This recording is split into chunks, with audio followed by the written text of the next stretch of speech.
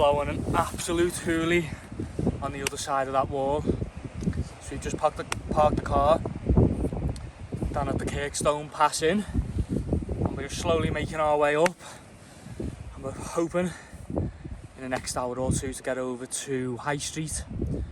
But yeah, just coming up, it's just blowing an absolute relentless gale. There's just no breaking it at all. But luckily we've just found some shelter on the other side of this wall, so I think Sam's going to change his top. His cap keeps blowing away.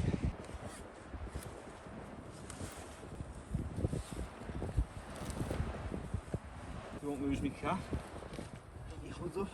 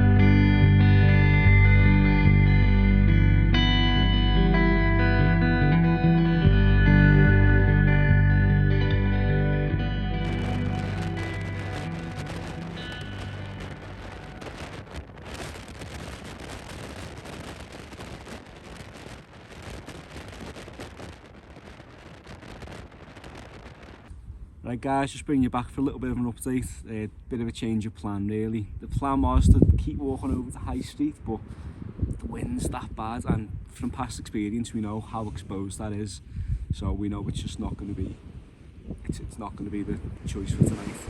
We found a little dead spot here just behind the wall. I think we're just going to chill here for 10 minutes and see if this is a potential pitch spot.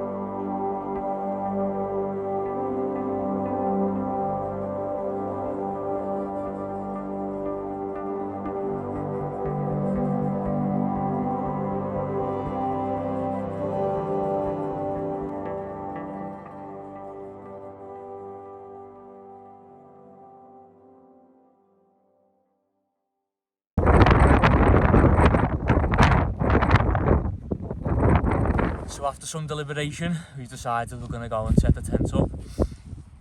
So we just got the tent all up. We haven't unpacked any kit yet. I think what we want to do is we want to try and find some water as soon as possible. We've just seen further down, potentially a little stream that we might be able to source some water from. So we're just going to go and fill up now. Hopefully when we come back, tents are all fine, nothing's changed, and then we should be good to go for the night then. The wind is due to drop down to about 30 in around an hour or two, so I think we just need to get the next hour or two out of the way, and then obviously it should look up a bit from there. So yeah, time to get some water, maybe get a bit of grub on, and then a little tinny or two.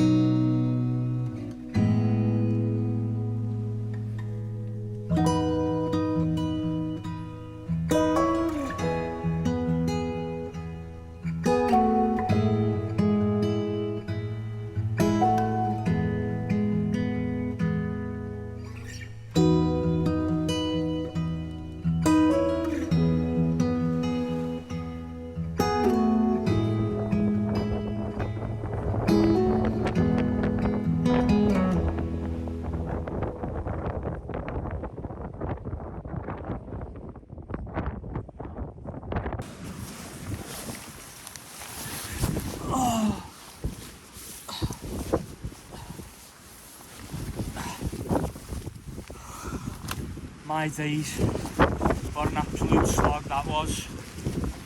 So we just walked down to grab some water. Just good now, absolutely screaming for some scran now. So get the jet boil on, let's get some food on the go.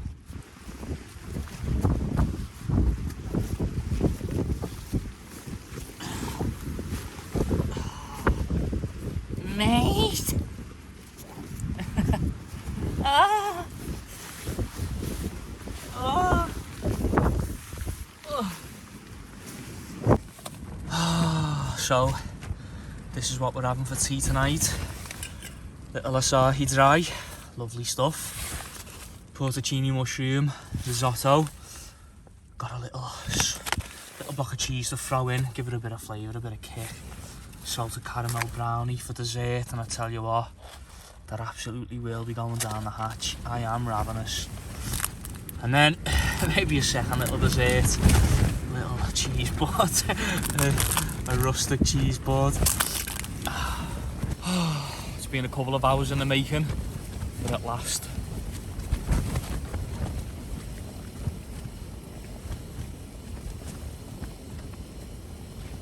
Whoa.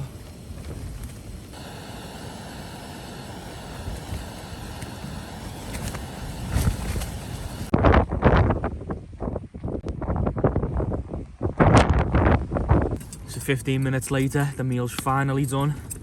Oh, tell you what, absolutely starving at that point. Let's give it a go. Oh, it's so nice and well deserved. No hanging about, straight in. Salted caramel chocolate brownie works out at about 800 calories. I do fancy it, you know. So at last, the salted caramel brownie is all boiled up, and it looks absolutely amazing. It looks a mess, but it looks like it's going to be worth every single one of those 800 calories, put it that way. Oh, I tell you what, that's the first time I've ever had it, and that is absolutely unbelievable. It is. I mean, it's ridiculously sweet, ridiculously chocolatey, an absolute morale booster. That is the ultimate pick-me-up at the end of a long day in walking, put it that way.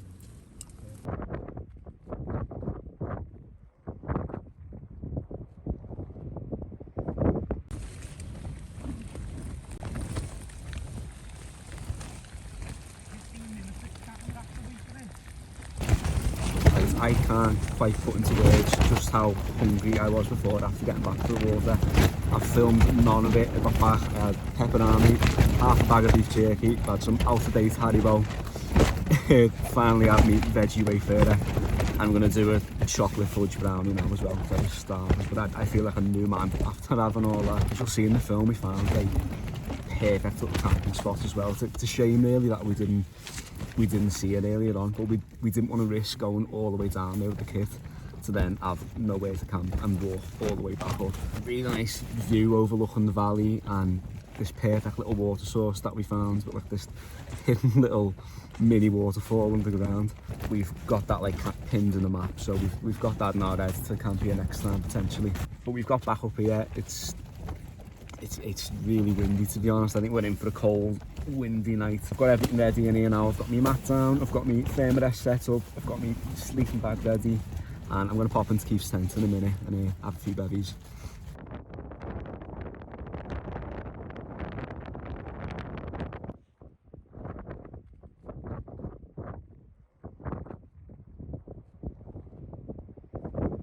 So, all set up at last. Trying to make it nice and homely for the night. Hopefully we get a nice little cosy sleep.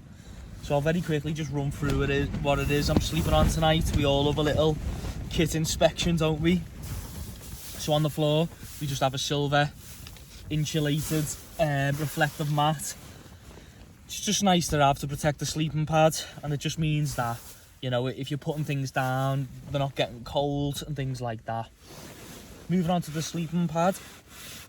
We have the Thermarest all season large in gecko green. Like it says on the tin, this is rated for season, so it just means that you can use it throughout winters in the UK, and you know, there'll be absolutely no problem whatsoever. Immediately on top of that, I have a silk sleeping bag liner, so I just jump in that and I cinch it all the way up just so you can see my face effectively.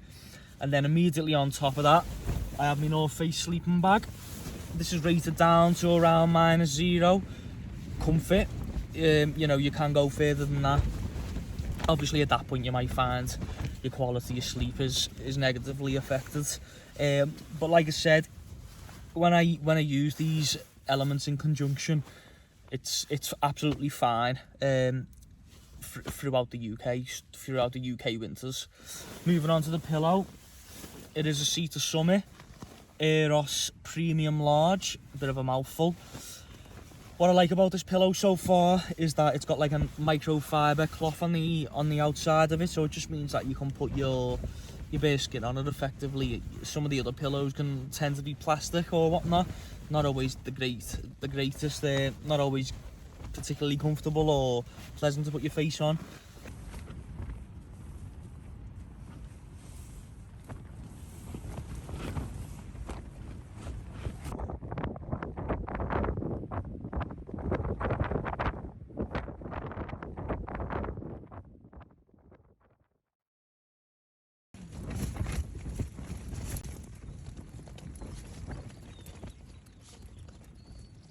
That was a really, really rough night there. Woke up a few times with the tent flapping all over the place. Had to just check it a couple of times, make sure it was making sure the door was still closed and it weren't bloody collapsing in on me. But it held up really well, as it always does, to be honest. I've had this out in some really bad winds now, and it always stays sturdy, to be fair. Yeah, I feel like I've got like a lot of confidence in this tent. Cold and frosty morning.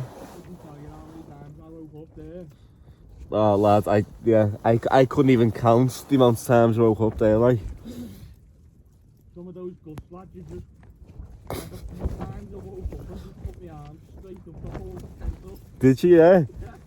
But I did hear it flap and I was like... Yeah, because I heard it for a while, but I thought it was just my tent flapping, and I looked and it weren't fully open, but because he had the zips at the top, the zips had like come open, so I put them to the side and put the clips on, and it was fine then. I'll get myself up in a sec, start packing. Ooh.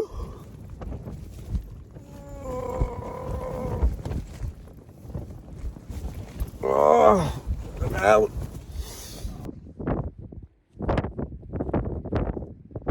Right, good morning guys. So we've just woke up. As always, first thing, get the brew on and get yourself warmed up. Just check the temperature, and it's saying it's 1 degree effective, but 1.3. I have just had the jet boil on though, so it very well might have raised it a little bit. Just going to be having a quick little coffee bag, along with a crunchy maple syrup granola bar for breakfast. I have brought other like a proper breakfast, but it's a bit earlier in the hour for that. So yeah, just going to be having that. I tell you what though, last night it really was a windy one. It certainly wasn't predicted to get as windy as it did, put it that way. On the other side of this wall, the noise that was being generated from the gusts, just relentlessly just pushing up the valley. It was incredible, the noise, and quite scary, to be honest. You know, when now and again you'd hear the gusts, like, you know, really strong ones, and obviously you know that's coming your way, so you'd be bracing, just, you know, a few seconds you'd be bracing for it to absolutely roll up and batter you. But the tent, the Helm 2, by far its biggest test, and it absolutely stood up to it. It was fantastic. You know, there were times that I was worried because it would wake me up, but yeah, like I said, it held up to it. So that's good. It just gives you a bit of confidence, doesn't it, when you're, you know, going forward and knowing what it can sort of tolerate. But yeah, thank God for that wall, because I tell you, I don't know what it would have looked like, that camp, without it.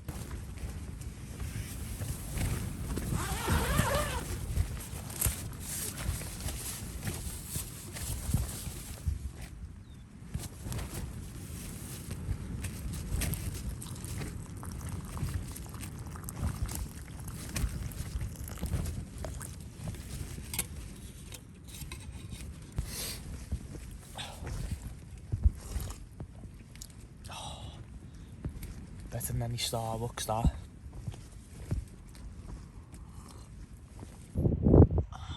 And look at that. You can just see the sun starting to rise over Thornway Crag. Lovely.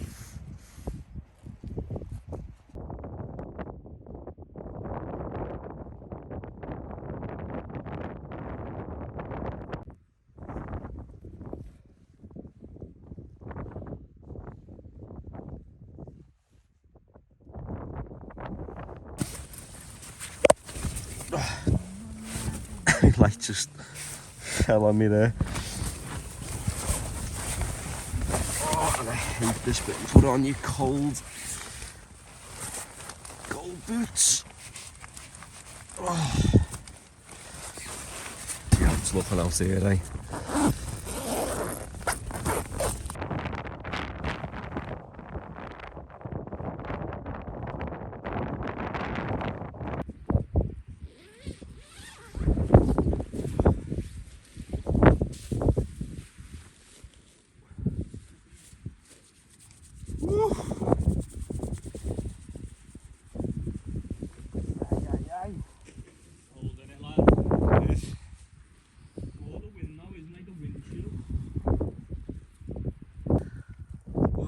Tent looking a bit frosty.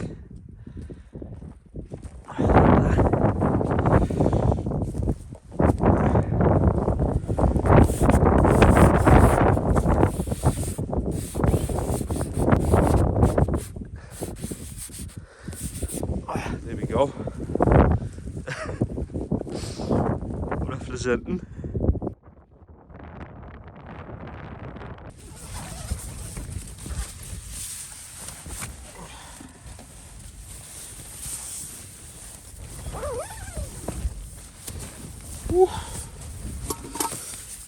Oh, it is truly Baltic out there. My hands are freezing. Oh. Right, I think it's time for me to start packing everything away. Here we go.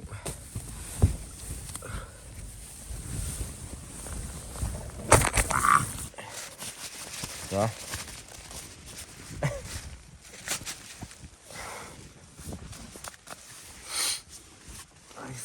Packed up.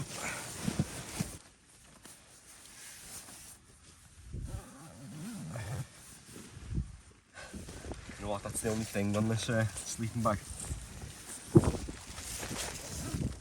It's good to have the centre zip, but the zip gets caught so easily.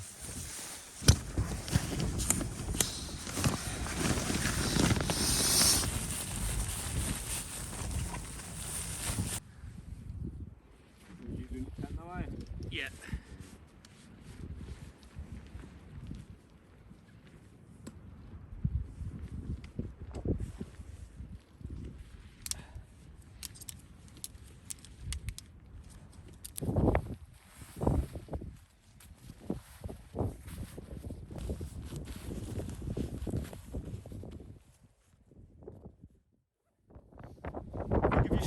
Kneel on it towards the end, give it a bit of a scrunch, and then pull the tension straps. You can get what is a really big, robust 2-man tent down to a very reasonable size.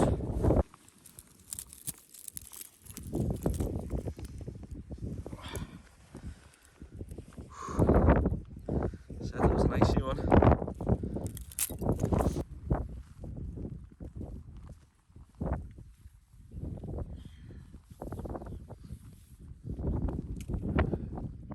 I just don't do